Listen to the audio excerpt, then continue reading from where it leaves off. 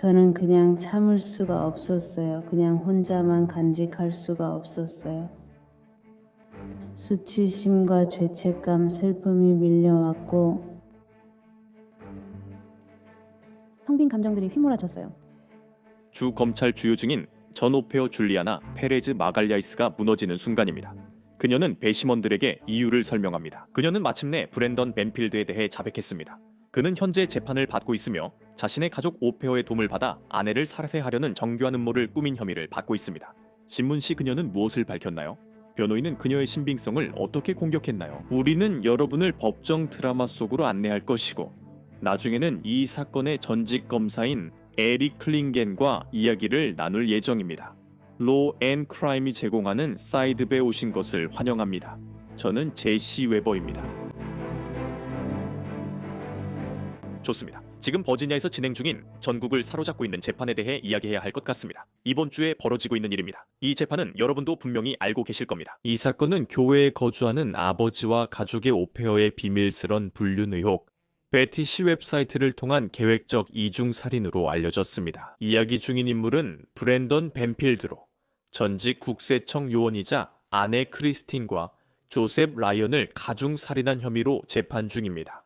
그리고 검찰은 브랜던 벤필드와 오페어인 줄리아나 페레즌 마갈야이스가 소름 끼치고 치밀하게 계획된 음모를 꾸몄다고 주장합니다. 가짜 온라인 프로필로 라이언은 그 집으로 유인됐고 합의된 역할극 상황에 들어간다고 생각했습니다. 그리고 검찰은 벤필드가 두 사람 모두를 처형했으며 실제 살인 장면을 목격한 유일한 목격자는 오페어였다고 주장합니다. 그녀는 이미 이 사건에서 유죄를 인정했고 주 정부와의 합의로 과실치사에 대해 유죄를 인정했습니다. 하지만 그게 정말 합의일까요? 우리가 앞으로 이야기할 내용과 이번 주에 다룰 내용을 들으시게 될 겁니다. 참고로 그녀는 과거 연인에게 증언했습니다. 이제 법정 안으로 안내하겠습니다. 우리는 극적인 증언을 확보했습니다. 그녀가 왜 결국 브랜던 벤필드에게 등을 돌리기로 결정했는지에 대한 이유도 포함되어 있습니다. 실제로 이것을 한번 들어보시죠. 그래서 결국 어떤 이유로 이 항소를 하기로 결정하셨나요? 옳은 일을 해야 한다는 생각이었어요. 우리 모두는 무슨 일이 있었는지 알 자격이 있다고 생각해요. 그리고 저는 더 이상 참을 수가 없었어요. 저 혼자만 간직할 수가 없었어요. 수치심과 죄책감 그리고 슬픔이 밀려왔어요. 텅 빈 부풀어 오름 같은 감정이었어요. 하지만 변호인 측에 대해서도 말씀드려야겠어요. 그들은 그녀의 신뢰성을 정면으로 공격하고 있습니다. 적어도 그렇게 하려고 하고 있죠. 그들은 그녀가 자신을 구하기 위해 어두운 이야기를 지어낸 거짓말쟁이라고 부르고 있습니다. 이 사건에는 많은 녹음 파일과 조작된 범죄 현장이 있으며 경찰에 따르면 그날 아침 집안에 어린 소녀도 있었습니다. 그리고 아까 말씀드린 것처럼 나중에 전직 검찰팀 출신으로 검찰 사건의 독특한 통찰을 가진 분이 함께할 예정입니다. 계속 함께 해주세요. 많은 배경 설명을 드리겠습니다. 그런데 어떻게 여기까지 왔을까요? 버지니아의 한적한 아침, 이 막다른 골목에서 두 사람이 숨지고 한 연방 직원이 생명을 걸고 법적 싸움에 휘말린 이유는 무엇일까요? 경찰이 현재 믿는 이야기는 처음에 본 것과 완전히 다릅니다. 2023년 2월 24일로 돌아가 보겠습니다. 첫 번째 9.11 신고는 주택 침입 사건을 설명했습니다. 국세청 요원 브랜던 벤필드는 침입자가 아내를 칼로 찔러 자신이 그를 총으로 쐈다고 신고했습니다. 경찰 도착 당시 현장은 혼란스러웠고 바디캠엔 두 사람의 집중한 모습이 기록됐습니다. 벤필드의 겁에 질린 딸과 가족의 부모, 즉 오페어인 줄리아나 페레즈 마갈야이스가 있었습니다. 저 사람이 온 남자예요. 알겠어요? 그리고 나서 두 남자가 있었고 그들은 서로에게 소리를 지르고 있었어요. 그가 말했어요. 뭐라고? 그만해, 미안해. 나는 그냥 그녀가 뭘 하고 있는지 보고 있었어. 아니야, 너 잘하고 있어. 그가 그만두라고 했어. 칼이나 총을 내려놓으라고. 총을 내려놓으라 했고 칼은 내려놓지 마세요라고 했어요. 그는 봐, 너는 그녀를 잘 모르겠어라고 말했어요. 그가 그녀를 찔렀어요. 찌르기 시작했어요. 그러니까 그를 쏠 수 있었나요? 그게 그녀 이야기예요. 낯선 사람, 갑작스런 공격, 영웅적 총격이 있었죠. 형사들과 수사관들은 허점이 있었고 왜 강제 침입 흔적이 없었는지 의문을 제기했어요. 그녀가 그 시간대를 확신한 이유는 무엇일까요? 가장 큰 의심은 그 관계였습니다. 당국은 브랜던 벤필드와 그의 젊은 오페어가 단순한 고용주와 직원 관계가 아니라 비밀리에 연인 관계였다는 사실을 밝혀냈습니다. 그 부모는 2021년에 벤필드 가족을 위해 일하기 시작했습니다. 그리고 2022년이 되자 검찰은 주장합니다. 그는 단순히 아내를 떠나고 싶었던 것이 아니라 그녀가 영원히 사라지길 원했습니다. 그는 오페어에게 이혼은 선택지가 아니며 딸 양육권이나 돈을 나누고 싶지 않다고 말했다고 전해집니다. 그리고 바로 그때 검찰은 디지털 음모가 시작됐다고 주장합니다. 왜냐하면 검찰은 이 두 사람, 벤필드와 모가라즈가 크리스틴의 회사 컴퓨터를 이용해 패티시 사이트인 팻라이프의 크리스틴인 척하며 가짜 프로필을 만들었다고 주장하기 때문입니다. 그들은 적합한 사람을 찾아 강간 판타지 역할극에 끌어들이려 몇 주간 검색했다고 합니다. 처음 보는 낯선 사람 집에 가는데 동의한 사람을 찾았다는 말입니다. 그리고 그들은 결국 39세의 조셉 라이언이라는 사람을 찾았고 크리스틴은 라이언에게 대본을 전달했습니다. 나타나라. 2월 24일에 문은 안 잠겨 있고 나는 자고 있을 거야. 칼과 결박 도구를 가져와. 내가 소리 질러도 멈추지 마. 이제 라이언은 이 모든 것이 성인들끼리 합의된 상황이라고 생각했던 것 같고 지시에 따랐습니다. 한편 경찰은 벤필드가 준비를 하고 있었다고 주장합니다. 그는 오페어에게 총을 사주고 사격장에 데려갔다고 합니다. 그리고 방음 창문도 설치한 것으로 보입니다. 당국에 따르면 그는 동네를 돌아다니며 보안 카메라를 살펴봤다고 합니다. 그리고 24일 아침 그 계획이 실행에 옮겨졌다고 당국은 전했습니다. 경찰에 따르면 벤필드는 출근하는 척하며 근처 맥도날드에서 대기했고 오페어는 부부의 4살 딸과 함께 차에서 기다렸습니다. 라이언이 집에 오자 경찰은 오페어가 벤필드에 전화했다고 주장합니다. 그는 다시 돌아온 것으로 보입니다. 수사관들은 그들이 지하실로 들어가 소녀를 두고 안방으로 올라갔다고 보고 있습니다. 그리고 그 다음에 일어난 일은 오페어의 새로운 진술에서 나옵니다. 그녀는 지금 법정에서 벤필드가 라이언의 머리를 쐈다고 주장하고 있습니다. 그리고 크리스틴이 목숨을 구걸하자 벤필드는 라이언의 칼을 집어들어 그의 아내를 반복해서 찔렀다고 합니다. 그리고 라이언이 아직 움직이고 있고 살아있다는 것을 깨달았을 때 벤필드는 보모에게 끝장을 내라고 말했고 그녀는 라이언의 가슴을 쐈다고 합니다. 그리고 나서 그들은 911에 전화화를 걸었습니다. 그래서 몇 달간 벤필드는 이 강도 침입 이야기를 계속 주장했나요? 하지만 수사는 이어졌고 2023년 10월 보모는 체포돼 1년간 감옥에 격리, 살인 혐의로 기소됐습니다. 그녀는 결국 합의를 했습니다. 아마도요. 그녀는 라이언을 총으로 쏜 과실치사 혐의에 유죄를 인정했고 그 대가로 벤필드에 대해 증언해야 합니다. 이제 이번 주 그녀의 증언이 검찰 측 사건의 핵심입니다. 이제 브랜던 벤필드는 페어팩스 법정에 앉아 있습니다. 그는 무죄를 주장했습니다. 변호인은 그가 정신 이상 침입자로부터 집을 지키려던 남편이었다고 주장합니다. 오페어는 자신을 구하려고 그가 거짓말로 누명 씌웠다고 주장합니다. 그는 가중살인 4건, 총기 사용 1건으로 재판 중입니다. 그는 중범죄로 가석방 없는 종신형을 받을 수도 있습니다. 이 재판은 조용히 시작되지 않았습니다. 양측 모두 처음부터 이 사건의 무게가 마갈야이스의 신뢰성에 달려있다고 말했습니다. 현재 25세 브라질 출신 오페어인 마갈야이스는 살인사건의 유일한 목격자이자 검찰 증인입니다. 이 사건의 중요성을 이해하려면 개회 진술을 들어야 합니다.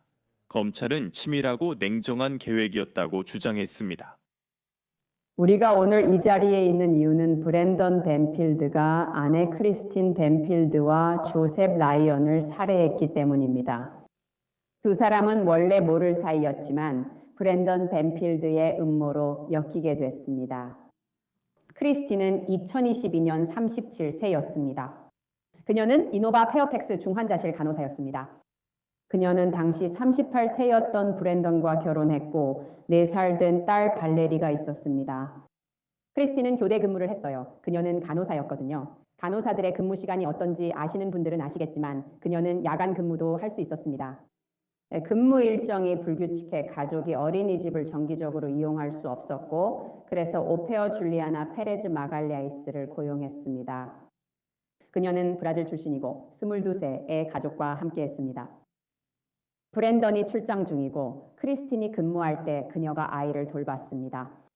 그 가족은 레스턴 페어팩스 카운티에 살았습니다. 13,230 스테이트 보드키라는 주소를 들으실 거고 그 집의 사진도 보실 수 있습니다. 그리고 집의 구조가 어땠는지 이해할 기회도 있을 것입니다. 2023년 2월에 일어난 일과 매우 관련이 있기 때문에 2022년 8월로 돌아가 보면 브랜던은 줄리아나와 불륜을 시작했습니다. 처음엔 크리스틴이 일하거나 잘 때 단순히 성관계만 있었지만 결국 연인 관계로 발전했습니다. 그들은 데이트하고 바, 클럽에 가서 춤추며 로맨틱하게 자전거도 탔습니다. 2022년 가을 그들은 사랑에 빠져 미래를 계획했습니다. 뉴욕 여행에서 브랜던은 크리스틴을 없애고 싶다고 밝혔습니다. 이혼은 그에게 선택지가 아니었습니다. 그는 발레리의 양육권을 잃거나 나누고 싶지 않았습니다. 그는 크리스틴이 나쁜 엄마라며 그녀가 없어지길 바랐습니다. 그리고 그는 어린 훌리아나 22살이고 미국 출신도 아니며 그의 집에서 그와 사랑에 빠져 살고 있던 그녀에게 크리스틴을 없애야 한다고 설득했습니다. 하지만 변호인도 강하게 맞서며 오페어의 신뢰성과 수사를 집중적으로 공격했습니다. 그래서 조 라이언에 의한 크리스틴 벤필드의 살인은 2023년 2월 24일에 발생했습니다. 줄리아나 페레즈 마갈야이스의 체포는 2023년 10월에 이루어졌습니다. 그녀는 진술을 하기 전에 거의 1년 가까이 더 구금되어 있었습니다. 이것이 주 정부가 말한 내용을 뒷받침하는 증거입니다. 그리고 그녀가 그렇게 한 이유는 주 정부가 그녀에게 확실한 것을 주기로 결정했기 때문입니다. 즉 그녀에게 더 가벼운 범죄인 과실치사죄에 대한 유죄를 인정하게 해주기로 한 것입니다. 오늘이나 내일 또는 언제 증언하든 이 자리에서 증언하면 이미 복역한 기간만큼의 형이 보장되었습니다. 존경을 담아 말씀드리자면 줄리아나 페레즈 마갈라이스는 모든 길의 핵심 인물입니다. 이제 궁극적으로 중요한 것은 증거입니다. 제가 뭐라고 말하든 주정부가 뭐라고 말하든 중요한 게 아닙니다. 하지만 제가 이런 말씀을 드리는 이유는 여러분의 귀가 준비될 수 있도록 하기 위함입니다. 왜냐하면 여러분은 이 사건에 관련된 모든 사람들에게 끔찍하고 비극적이며 참혹한 일이 어떻게 벌어졌는지에 대한 설명을 듣게 될 것이기 때문입니다. 그리고 그 점에 대해서는 이견이 없으며 앞서 말씀드렸듯이 저희도 그 점을 부인하지 않습니다. 브랜던 벤필드와 줄리아나 페레즈 마갈야이스의 관계에 대해서도 이견이 없을 것입니다. 하지만 여러분 우리가 더 살펴봐야 할 점들이 아주 많습니다. 그래서 여러분께 그 점을 부탁드리는 것입니다. 이 사건과 재판의 중심에는 증인 훌리아나 페레즈 모가라제가 있습니다. 이틀 동안 증인석에 앉아 있으면서 그녀는 배심원들에게 치밀하게 계획된 살인에 대한 자신의 이야기를 들려주었고 그녀의 신뢰성을 무너뜨리기 위해 고안된 가혹한 반대 신문에 직면했습니다. 먼저 검찰 측이 나섰습니다. 그들은 그녀에게 사건의 핵심, 즉 조셉 라이언을 유인하려는 것으로 의심되는 음모에 대해 차근차근 물었습니다. 이것은 주신문에서 이루어진 일이었습니다. 조를 선택한 사람은 누구였나요, 브랜던? 그리고 그가 패트라이프에서 조와 교류한 후 왜 조를 선택했다고 말했나요? 그것은 조가 브랜던에게 자신감을 심어주었고 브랜던이 조를 역할극 파트너로 선택할 정도로 신뢰했기 때문입니다. 그들이 원했던 역할을 맡을 사람입니다.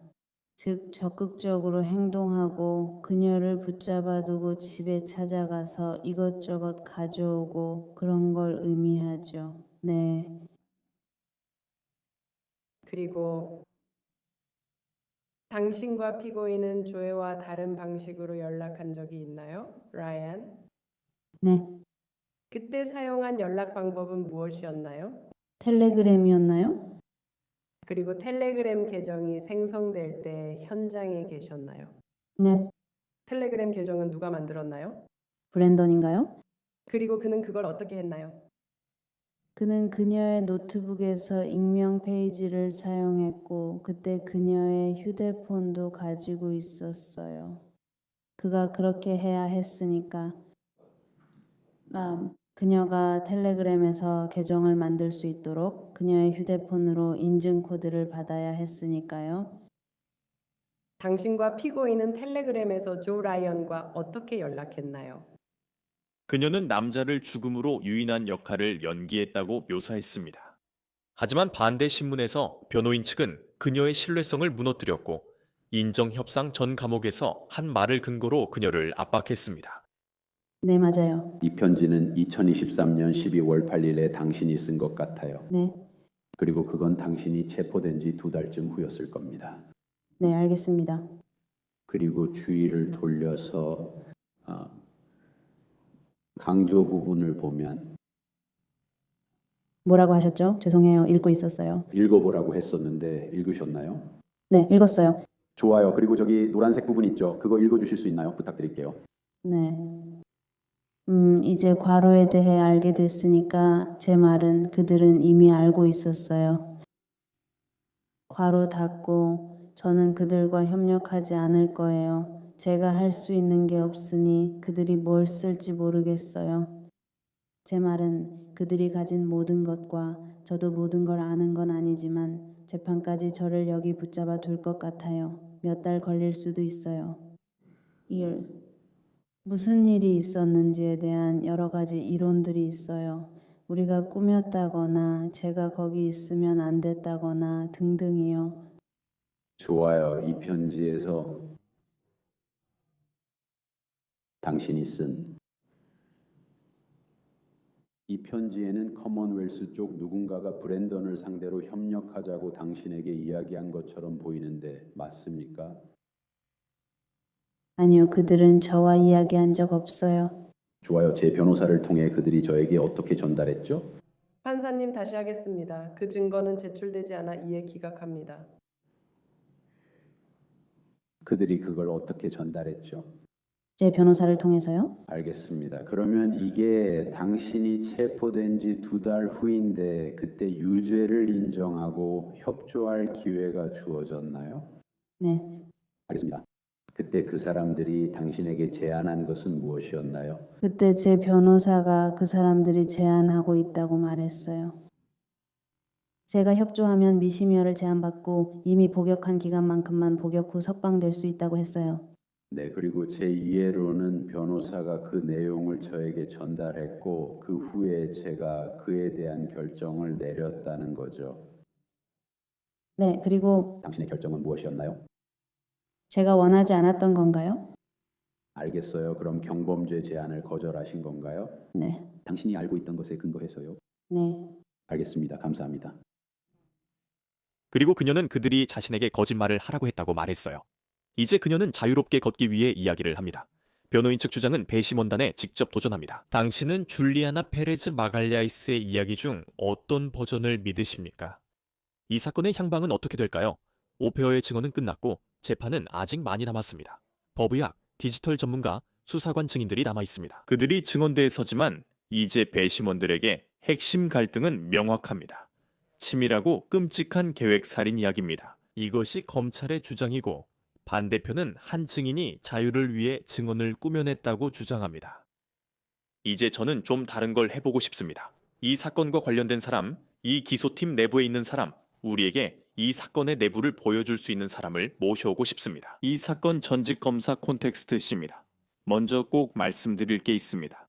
곧 모실 에릭 클링겐 씨는 이 사건의 원래 수석 검사였으나 작년 공공장소 음주로 적발됐습니다. 하지만 말씀드리자면 이건 나중에 취하된 혐의였습니다. 알겠죠? 혐의는 취하됐지만 그는 사건에서 해임됐습니다. 그럼에도 불구하고 이제 그를 모셔보겠습니다. 특별 게스트로 버지니아주 페어팩스 카운티 사건 수석 검사였던 전부 커먼웰스 검사 에릭 클링겐을 모셨습니다. 이렇게 바쁘신 와중에 이 사건에 대해 이야기해 주셔서 정말 감사합니다. 지금 이 사건이 정말 큰 화제가 되고 있으니까요. 제가 처음 이 사건을 봤을 때도 그랬지만 많은 사람들이 혼란스러워하는 부분이 하나 있는 것 같습니다. 바로 이 사건의 주요 이론이 무엇이냐는 점이죠. 그렇죠? 그러니까 동기가 무엇이냐는 겁니다. 맞아요. 동기는 두 사람이 이 사건에 연루됐다는 점입니다. 브랜던 벤필드와 줄리아나 페레즈 마갈라이스입니다. 사실상 그녀가 예전 파트너입니다. 그가 그녀를 좋아하게 되고 그녀도 그를 좋아하게 됩니다. 그들은 2022년 8월에 불륜을 시작합니다. 그리고 단순한 육체적 관계와는 달리 이 관계는 점점 더 깊어졌습니다. 결국 브렌다는 이혼 대신 크리스틴을 없애기로 결심했습니다.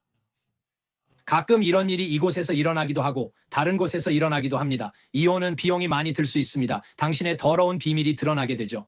그는 이 문제를 해결하는 방법이 그녀를 완전히 없애는 것이라고 결심했습니다. 그래서 그게 바로 그의 생각이었습니다. 그는 아이도 갖고 집도 갖고 뭐든지 알다시피 생명보험이나 받을 수 있는 돈도 모두 갖게 되는 거죠.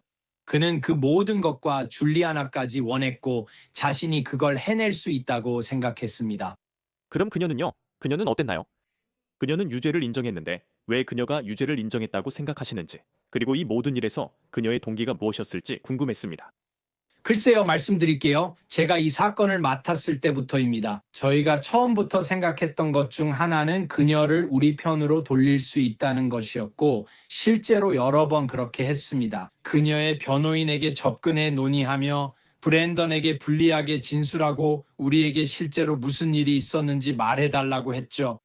동시에 그녀는 그와 통화하고 있고 그와 이야기하고 그의 가족과도 이야기하고 있었어요. 그리고 그녀에게 조언해주는 변호사도 있었죠. 봐요. 당신이 누군가를 쐈다고 해도 배심원들이 듣게 될 상황에서는 그게 타인을 방어한 거라고 볼 수 있고 무죄 판결을 받을 가능성도 있어요. 어쩌면 과실치사 정도로 끝날 수도 있죠. 버지니아에선 배심원이 형량을 정하며 그녀가 과실치사 유죄여도 배심원이 동정했을 수 있습니다. 그게 그녀의 변호사가 말한 부분이라 그녀는 자신감을 가졌던 거죠. 우리가 2024년 11월 재판 2달 전인 9월에 기소장을 받았을 때 그 기소장이 그녀에게 모든 것을 바꿔놓았죠. 그녀는 고립되어 있었고 불안했고 우울했어요. 더 이상 그 구명줄도 없었고 그녀에게 자신감을 줄 사람도 없었죠. 그리고 그녀는 둘 중 한 명만이 합의를 볼 수 있을 거라는 것도 알게 됐어요. 그 시점에서 모든 게 끝난 거였죠. 그녀는 자신이 희생양이 되는 걸 원하지 않았어요. 그래서 결국 이제는 더 이상 참을 수 없다고 생각했고 모든 것을 솔직하게 털어놓기로 결심했죠.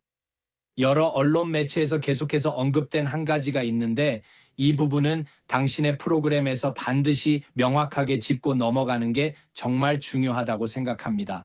저는 그 탄원서 제출 현장에 있었습니다. 줄리안에게는 이 사건이 끝나면 풀려난다는 내용의 탄원 합의서가 없습니다. 그녀의 형량에 대한 합의는 없습니다. 주 정부가 제안한 권고안이 있지만 그것은 판사를 구속하지 않습니다. 그래서 그녀가 버지니아에서 과실치사 혐의로 여전히 최대 10년의 형을 받을 수 있다는 점을 아는 것이 중요합니다. 여기서 무슨 일이 일어나든지 간에 분명히 상황이 어떤 방향으로 흘러가면 그와 관련해서 논쟁과 논의가 있을 것입니다. 하지만 현재로서는 이 사건에 대해 합의된 형량이 없습니다. 그건 중요한 점입니다. 다시 말해서 검찰이 결국 그녀가 진실하게 증언했다고 믿든 아니면 진실하게 증언하지 않았다고 믿든 그녀에게 어떤 약속도 없는 것입니다. 아닙니다. 아니요. 그리고 그게 바뀔지는 저도 모릅니다. 이제 그녀는 공개 재판에서 증언 중입니다. 저는 당신과 에릭을 합니다. 이전 역할상 말씀에 제한이 있겠지만 재판을 지켜보셨나요? 저는 그렇습니다. 지금까지 보신 것에 대한 초기 소감이 있으신가요? 네, 이건 말씀드릴 수 있습니다. 그들은 사건을 제기하고 있습니다. 커먼웰스는 검사 측이고 그들은 사건을 매우 빠르게 진행하고 있습니다. 제가 놀랐던 건 그들이 매우 빠르게 움직였다는 점입니다. 또한 많은 증거에 대해 합의가 있었다는 것도 압니다. 그래서 그들은 원래라면 거쳐야 할 많은 절차들을 거치지 않아도 됐습니다. 그래서 그들이 그런 절차를 밟고 있는데 그걸 아주 빠르게 진행하고 있다는 점이 저에게는 조금 놀랍습니다. 또한 그들이 할 수 있는 다른 일들도 있습니다. 그들이 내놓은 증거와 관련해서 강조할 수 있는 다른 점들도 있습니다. 제 생각엔 그들이 변론을 끝까지 아끼는 것 같아요. 가끔 그러잖아요. 맞죠? 그림들을 방에 그냥 걸어두고 꼭 필요할 때까지 설명하지 않는 거죠. 배심원들이 마지막 변론 때까지 기다렸다가 그때 각 그림의 의미를 설명하는 거죠. 그리고 그때 배심원들이 직접 연결고리를 찾게 되며 당신이 지시하는 것보다 스스로 찾는 것이 항상 더 좋습니다. 그들이 연결고리를 찾으면 그건 그들 것이 되고 바로 그게 당신이 원한 것입니다. 정말 좋은 지적입니다. 이 사건이 진행되는 과정을 보고 검찰이 사건을 제시하는 모습을 보면서 그리고 변호인 측이 무엇을 말할지 예상하게 됩니다. 제 생각은 어떤지요? 이런 사건에서 검찰이 겪는 가장 큰 어려움은 무엇이라 생각하십니까? 사실 지금 검찰이 직면한 가장 큰 도전은 브랜던이 증언을 할지, 그리고 만약 한다면 어떻게 할지 파악하는 것이라고 생각합니다. 반대 신문에서 그를 어떻게 다룰지 고민입니다. 우리는 그의 입장을 모르니까요. 우리는 그 방에서 무슨 일이 있었는지 안다고 생각하지만 실제로는 모릅니다. 하지만 동시에 그가 얼마나 감정적으로 변할 수 있는지, 배심원들과 어떻게 교감할 수 있는지 우리는 한 번도 본 적이 없습니다. 우리는 그가 반대 신문에서 방역할 수 있을지, 정말 할지, 가능할지 모릅니다. 그는 목소리를 낮추고 배심원들이 이런 일을 할 거라고 믿지 못할 만큼 온순하게 행동할 것입니다. 이런 사건을 다룰 때는 피고인이 자신의 이야기를 할지 예측하는 것도, 그에 대비하는 것도 매우 어렵습니다. 그리고 가장 나쁜 점은 그 여부와 상관없이 어쨌든 준비를 해야 한다는 겁니다. 그래서 재판이 진행되는 동안 낮에는 재판을 하고 밤에는 반대 신문을 준비하느라 밤을 새우게 됩니다. 그런데 결국 피고인이 증언을 하지 않는 경우도 있죠. 그래도 준비하는 게 낫다고 생각합니다. 그게 그들이 겪는 가장 큰 어려움입니다. 또 다른 어려움은 피고인이 증언하지 않아도 전 부인과 변호인 측의 주장을 예측하는 것이라 생각합니다. 여기서 변호인 측의 설명은 무엇입니까? 정말로 이 집에서, 이 가족 관계에서 이 아이의 어머니인 크리스틴이 그랬다는 게 변호인 측의 주장인데 배심원들이 그걸 믿을까요? 그녀가 정말 지킬 박사와 하이드 씨처럼 이중적인 사람이었나요? 정말 좋은 질문입니다. 만약 그게 변호인 측이 실제로 내세울 주장이라면 동시에 변호인 측은 또 다른 주장을 할 수도 있습니다. 저는 모두 서두 진술에서 이 점을 언급했다고 생각합니다. 주 검찰도 어느 정도 그랬고 변호인은 그 부분을 피하며 합리적 의심만 주장할 수 있습니다. 이 수사에는 몇 가지 문제가 있습니다. 결점과 문제점을 보여드리겠습니다. 그들은 주장을 입증하지 못했습니다. 그렇게 하면 의뢰인은 증언하지 않아도 되지만 판단은 배심원에게 넘어갑니다. 에릭, 이번 재판에서 당신이 시청자들이 잘 이해할 수 있게 훌륭한 법적 논점을 제시하고 있다는 걸 압니다. 하지만 명심해야 할 점이 있습니다. 그리고 때로는 그게 잊혀지기도 하죠. 이런 종류의 사건에서는 피해자가 있다는 겁니다. 맞죠? 검사로서 크리스틴에 대해 더 많이 알게 되었나요? 제 말은 그녀에 대해 무엇을 알게 되었나요? 사람들이 그녀에 대해 무엇을 알아야 할까요? 이건 오페어 재판이나 자극적인 세부 사항의 문제가 아닙니다. 누군가 목숨을 잃었고 우리는 크리스틴에 대해 궁금해야 합니다. 그녀에 대해 무엇을 알아야 할까요? 제가 이해한 바로는요, 그리고 다시 말씀드리지만 증거에 대해서는 너무 많이 말씀드릴 수 없습니다. 이 사건의 증거로 제출된 것은 아니지만 지금까지 공개된 사진들과 증거를 바탕으로 모든 정황이 그렇습니다. 그녀는 좋은 어머니였고 성실한 아내로 보였으며 가족을 잘 돌봤습니다. 그녀는 간호사입니다. 그러니까 그녀는 사람들에게 건강을 주고 생명을 주는 사람이죠. 제 말은 모든 간호사에게 특별한 성품이 필요하다는 겁니다.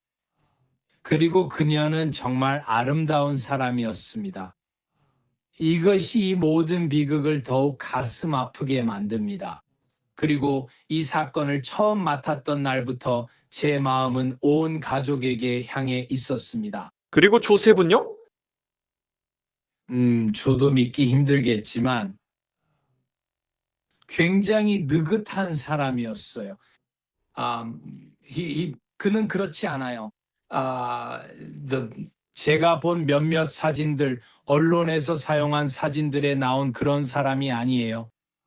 제 생각에는, 제 판단으로는 그를 가장 잘 보여주는 사진이 하나 있어요. 그 사진에서 그는 개를 어깨에 올리고 개가 그의 뺨을 핥는 것 같아요. 정말 말씀드리고 싶은데 그 사진이 조를 못 보여준다면 뭐가 조 라이언을 보여줄지 모르겠어요. 저게 바로 조 라이언이에요. 이 두 사람에 대해 더 이상 할 말이 많지 않아요. 불필요하게, 그리고 정말 끔찍하게도 스스로 그런 상황에 처하게 되었거나 적어도 그런 상황에 놓이게 되었죠. 그러니까 말씀드렸듯이 그들이 어떤 사람이었는지를 생각하면 두 사람 모두에게 정말 비극적인 일이죠. 에릭, 마무리하기 전에 잠깐 말씀드릴게요. 여기서 당신에게 발언 기회를 드리고 싶었거든요. 이 사건에서 물러나게 된 경위에 대해 공유하고 싶은 것이 있다면 이 자리에서 말씀하실 기회를 드리고 싶었습니다. 고마워요, 제시. 지금 이 시점에서 말씀드릴 수 있는 것은 제가 이 사건에서 물러난 것이 아니라는 겁니다. 분명히 말씀드릴 수 있는 것은 저는 이 사건에서 물러나지 않았다는 것입니다. 그리고 변호사이신 만큼 이렇게 말씀드릴 수 있을 것 같습니다. 저는 이 사건을 2년 넘게 맡아왔습니다. 우리는 모두 변호사가 판사에게 제 사건 맡으셔도 되지만 지지만 마세요라고 하는 오래된 격언을 알고 있습니다. 지금 상황에 대해 제가 느끼는 것도 바로 그렇습니다. 일이 잘 진행되고 있고 모두가 잘하고 있습니다. 그리고 이 일이 잘 마무리되길 바랍니다. 에릭 클링엔 감사하고 존중합니다. 이해하시겠죠?